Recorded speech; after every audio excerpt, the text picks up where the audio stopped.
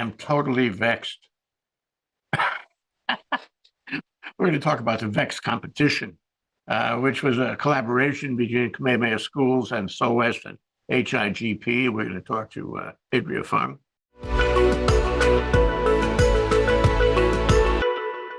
Okay, Adria, thank you for coming on the show. Great to see you yet again. I really appreciate what you do for our kids in our schools here in Hawaii. So, Adria, tell us what the collaboration is between HIGP and SOEST at UH Manoa, of which you are a part, and Kamehameha Schools for this VEX competition. Yeah, so I work at an organization called Hawaii Space Grant Consortium. We are part of the 52 consortia across the United States.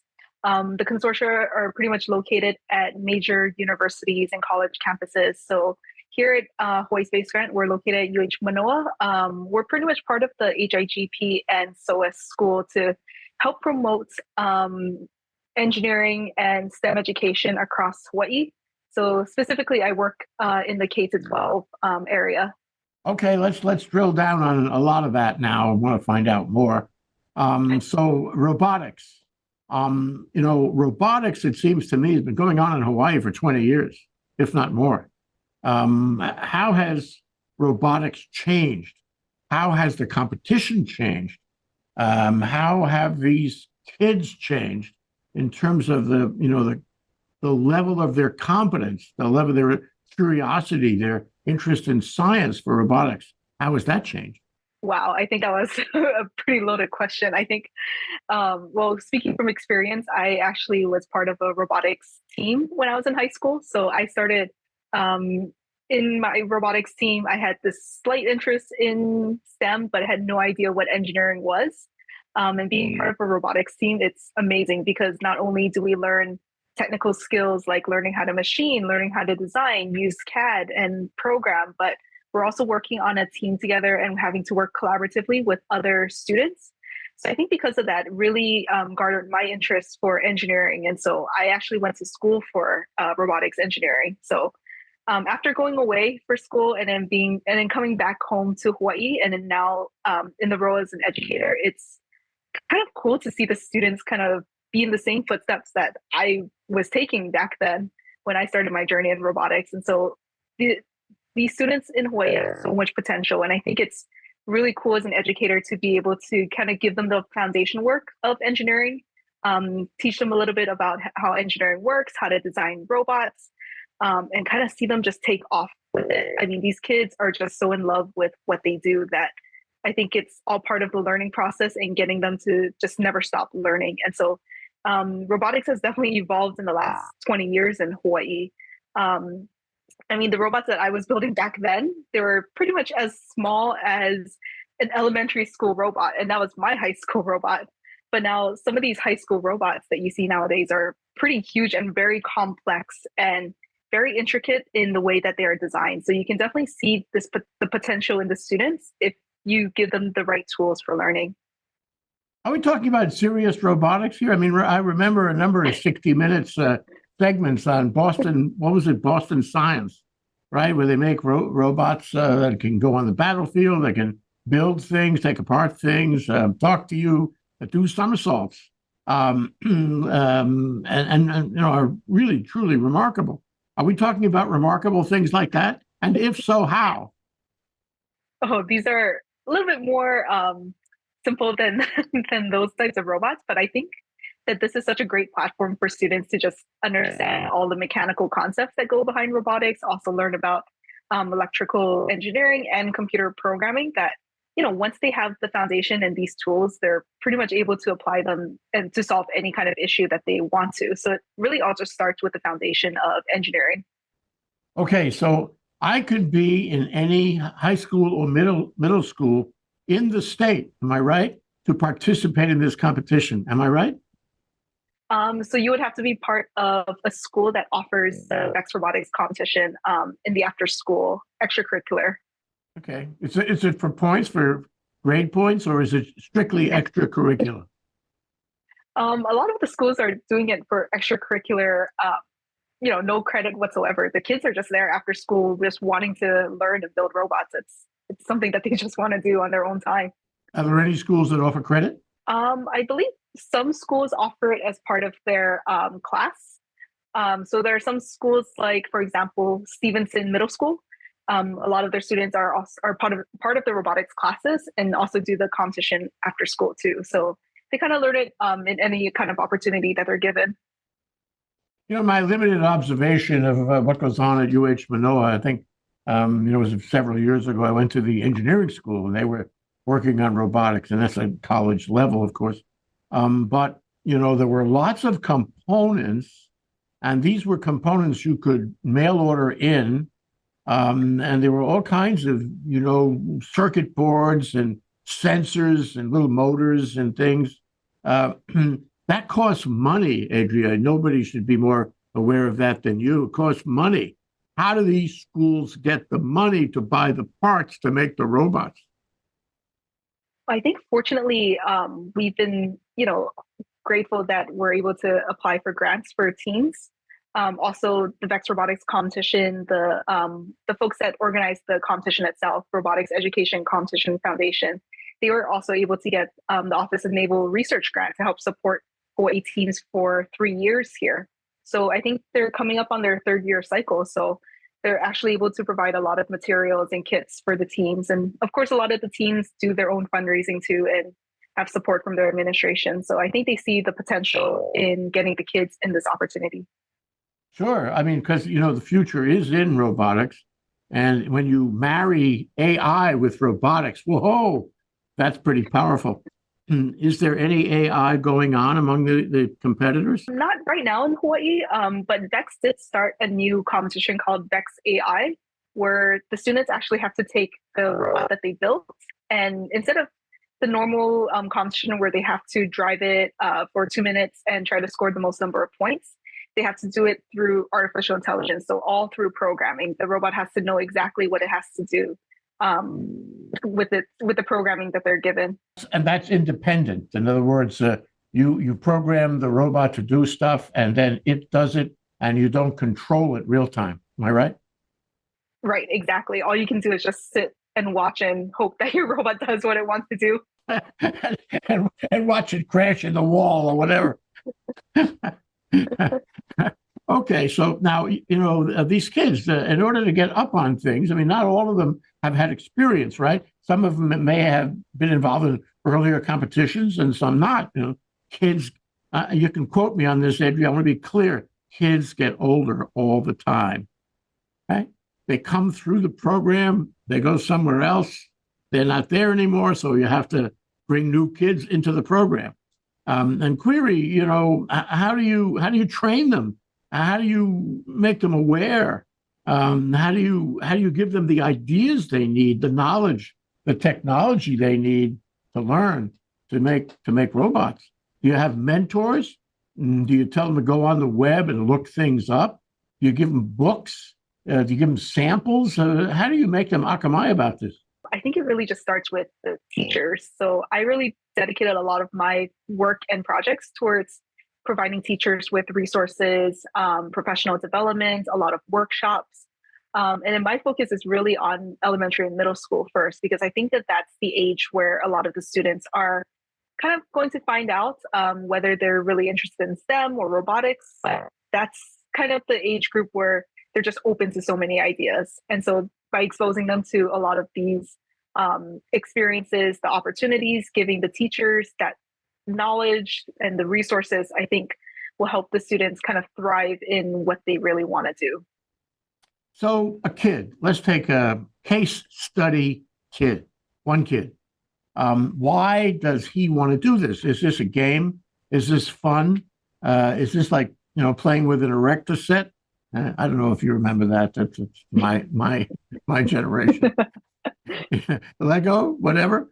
Or does he say to himself, gee whiz, I really like this stuff, and I want to go to school like Adria did, and I want to become very valuable in the tech marketplace, and I want to get a job in a robotics company, maybe Boston Science, who knows what, and build stuff that's at cutting edge.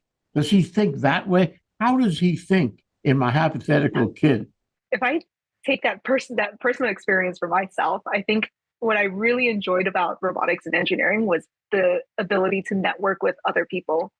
I mean, sure, we're building our own robots in our schools and classrooms and with the same group of students all the time. But I think the value of being part of the VEX Robotics competition is that you're actually able to go out almost every other Saturday or every single Saturday, and you're competing against other schools, but yet you're also needing to collaborate with other team members from other schools. You might have a team from Waianae Intermediate partnered with St. Louis School, and they have to be able to work together. And I think being able to talk with other students from other schools and learn from them kind of expands on that knowledge of that for that student. So personally, that was what I really enjoyed being part of robotics. And now even as a educator too, I love networking with other people. Meeting boys and girls, eh? Exactly. It sounds like the science fair. We've covered the science fair many times. And what thrills those kids in the science fair is to be able to explain their projects to strangers and judges and the public. And they're so good at it. They take the limits off, and they're talking to you mano a mano. I just really love that.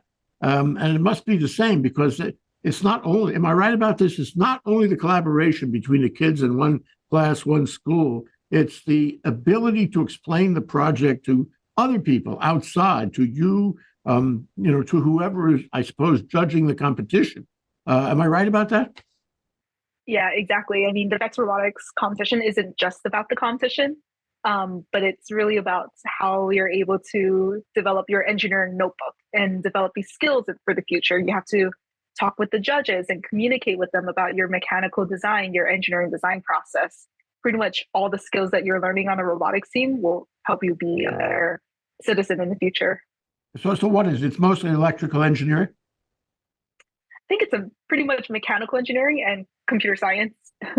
Okay. And what is it? You mentioned a phrase before that I really like to know about. Is that engineering notebook? Is that like a composition, black and white composition book that I carry around and look at? Is it a file on my laptop or in my iPad?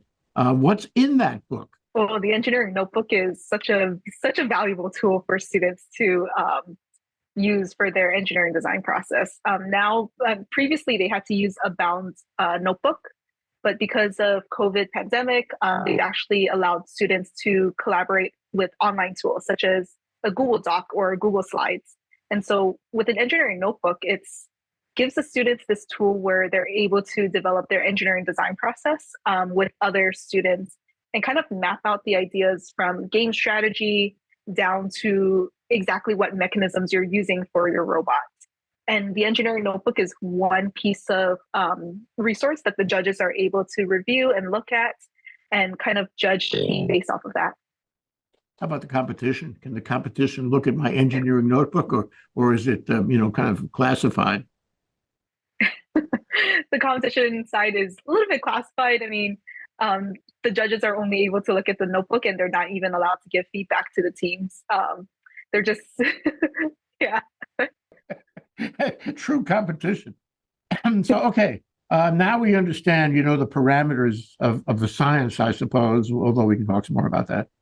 Can you talk about the process of the competition? When does it start? If I'm a competitor or in a team of competitors, what do I have to do from day to day and week to week to ramp up to the actual competition and win that sucker? What do I have to do? Yeah, so the VEX Robotics competition releases a brand new game every single season. It's released right at the conclusion of the VEX World Championships. So this year, it's actually going to be released in early May after the closing ceremonies is completely done. And so veteran teams, many of them start right as soon as they get that new game. And they start designing, they start building. We have a lot of teams that also start in the summer, or teams might start in August when school starts. They form their teams together. Maybe they'll have a group of 3 to 5 students and kind of just hash out exactly what the game is this year. How is it? How do you play it? How many points can you score?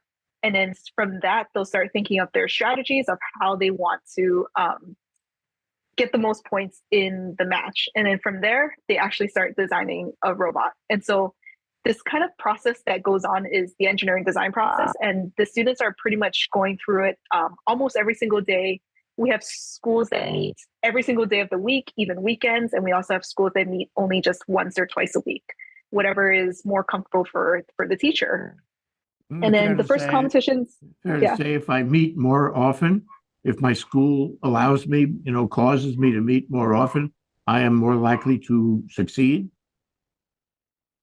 I don't think that that's a huge factor in it. I think it's how well the students are able to communicate with each other and actually plan out their timeline, right? So everyone has different activities. Maybe some students are part of band or sports and other after school activities that they have to meet at. And so I think one of the cool things about robotics is that it teaches students a lot about time management.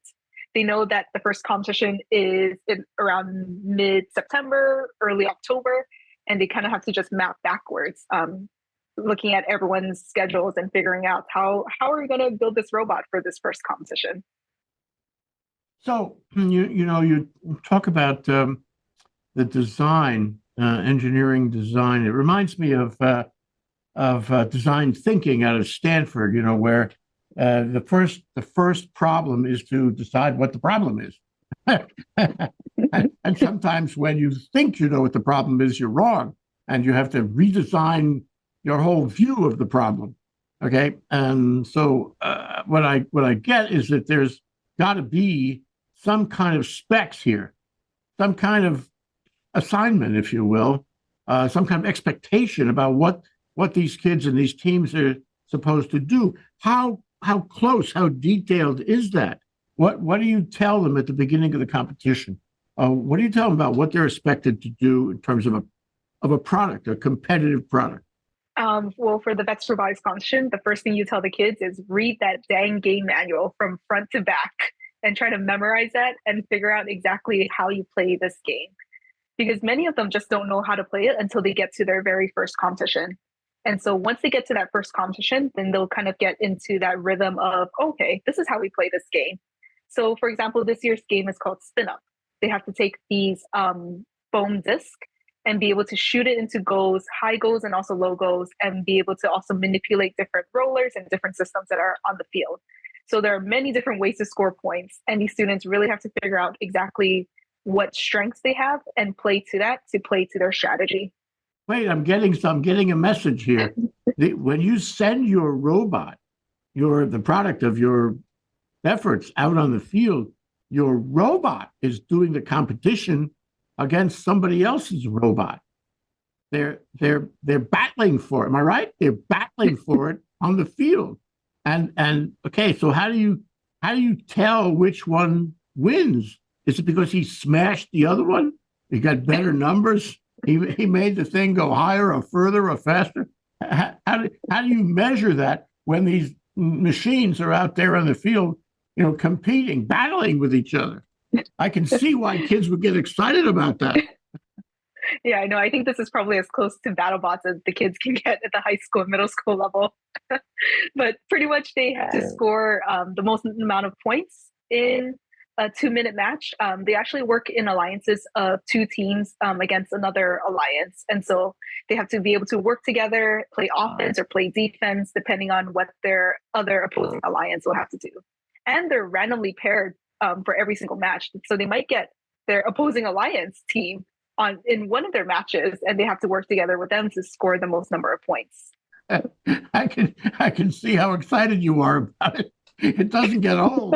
Speaking of old, do you ever accept elderly gentlemen in the program who come around simply because they're so excited about it, but they left school 100 years ago? Do you ever accept them? Never mind. Oh, we accept them as judges, so okay. They can come and take a look. Yeah. What about judges? What do judges have to do? So the judges at the VEX Robotics competition, I think they have the most difficult job. Part of my job is also being a judge advisor. So I have to be able to set the expectations with the judges, kind of explain to them that, we're not really looking at the best, high performance robot that's just there to win. We're really looking at how much these kids have learned in the competition and the skill sets that they have developed and honed throughout the season. And so the judges have to interview the teams, talk with them, observe them in their pit areas and also in the match field, and kind of figure out, which awards fit which team the best. That sounds like the science fair where the judges come around and say, present, tell me what you're doing. So, Adria, what about multiple awards? You alluded to awards in the plural. So there's more than one award, isn't it? What kind of awards do you give out in this competition? Yeah, so there are two types of awards.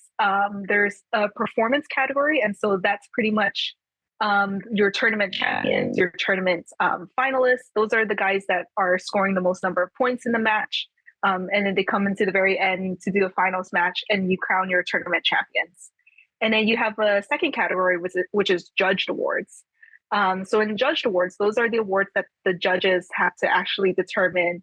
And these are awards like the Excellence Award, which is the highest award that a team can receive. It exemplifies overall excellence in developing a high quality robotics program.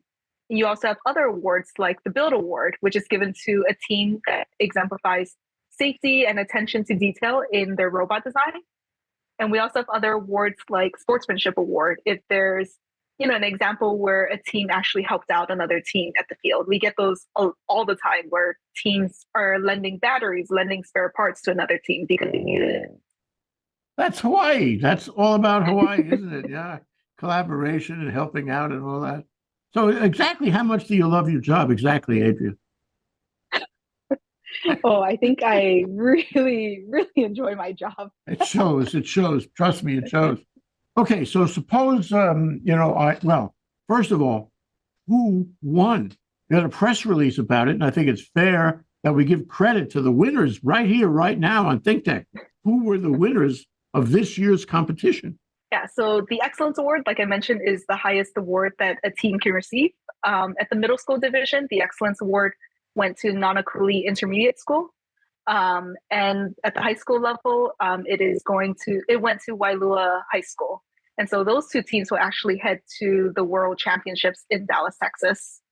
At the middle school division, the tournament champions were Waianae Intermediate and Wailua Intermediate Schools. At the high school division, it was Mililani Mech Robotics and St. Louis School. Fabulous. And they get together at some kind of affair, some kind of gathering to present the awards, I take it. Yeah, we had a formal award ceremony at the very end of the tournament. Oh, that's great.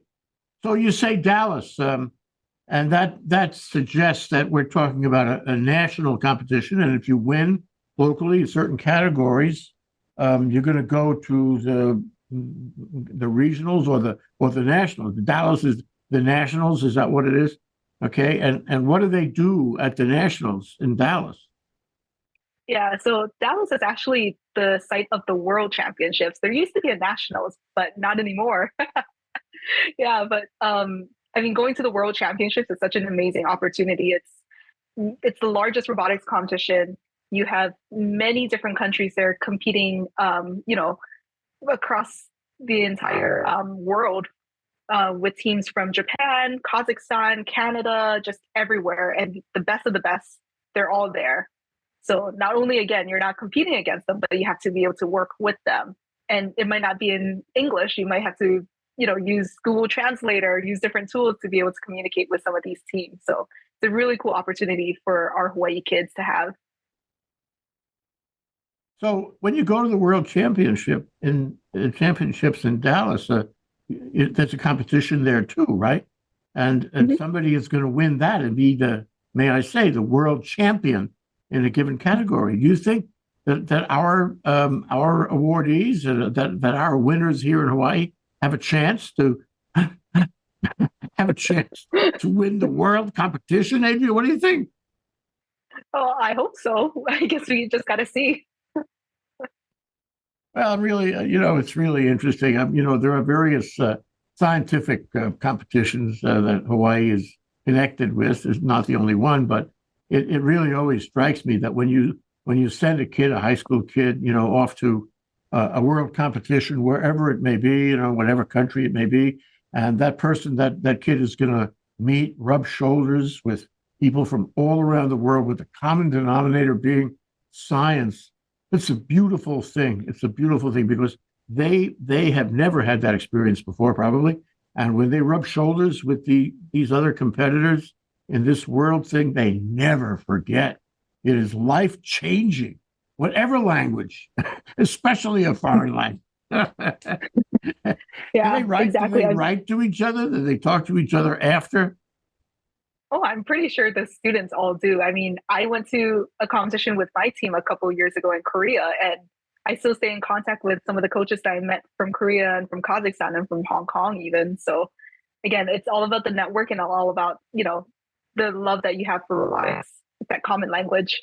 Yeah, well, I mean, to me, this is something that moves very fast. You talk about, putting it together with AI. You're talking about the national organization. Can you talk a little about the national organization? What does VEX stand for, and who is VEX, and where do they live, and and who manages them, and so forth? Are you a national director of VEX? Don't you think you should be? No, I'm not the national director of VEX, but I work at the Hawaii Space Grant Consortium, and our mission is really to help get kids in Hawaii to be exposed to robotics, give them STEM education resources, and also help our teachers as well. VEX doesn't really stand for anything. They're its own organization that produces the kits and produces the competition each year. And the folks that organize the competition, the Robotics Education and Competition Foundation, so they're the ones that manage all the team registration. Okay, fast forward 10 years, okay? What's it going to be like?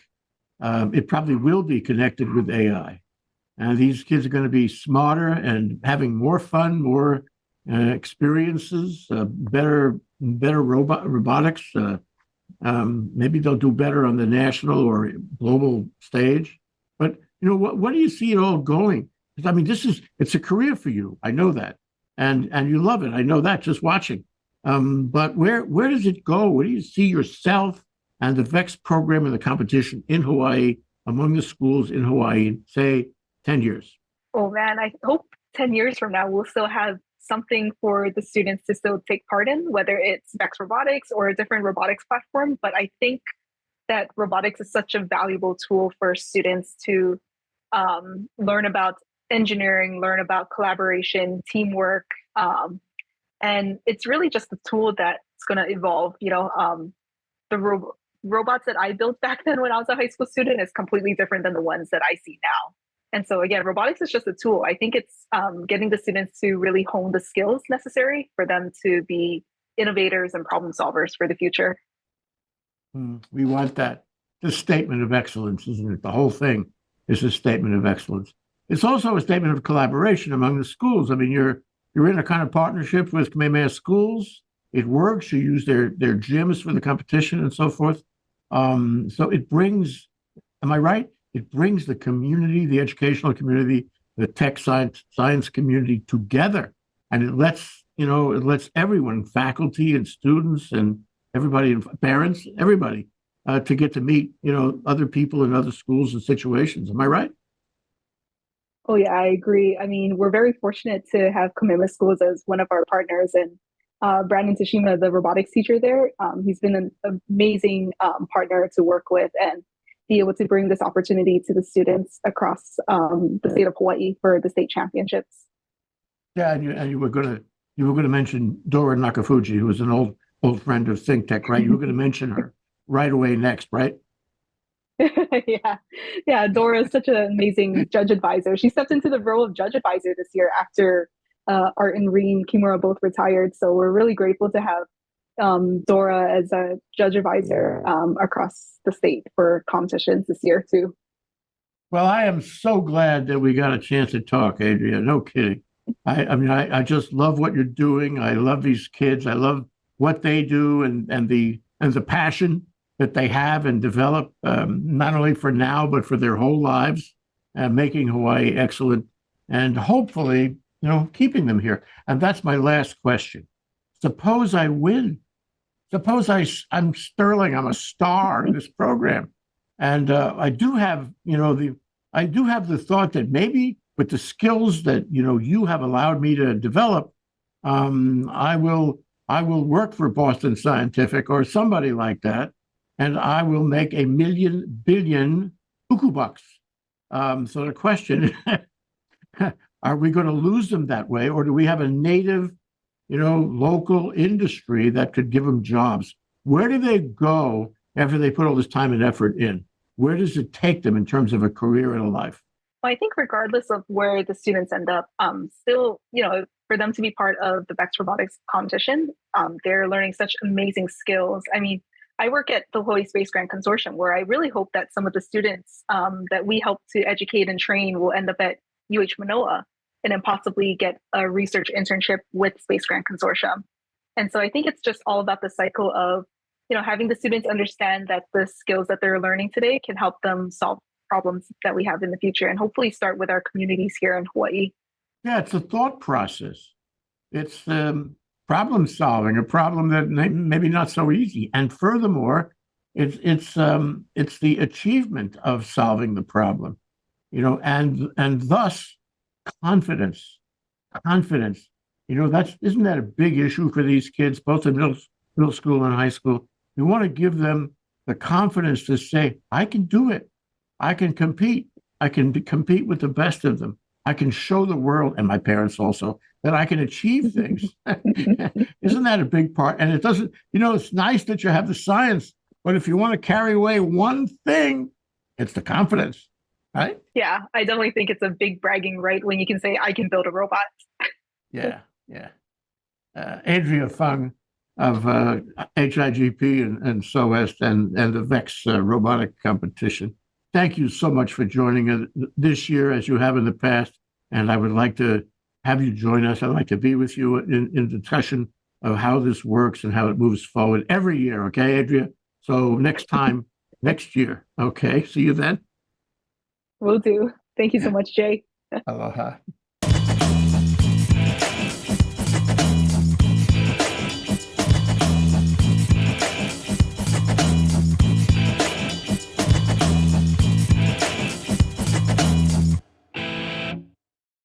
Thank you so much for watching ThinkTech Hawaii. If you like what we do, please like us and click the subscribe button on YouTube and the follow button on Vimeo. You can also follow us on Facebook, Instagram, and LinkedIn, and donate to us at thinktechhawaii.com. Mahalo.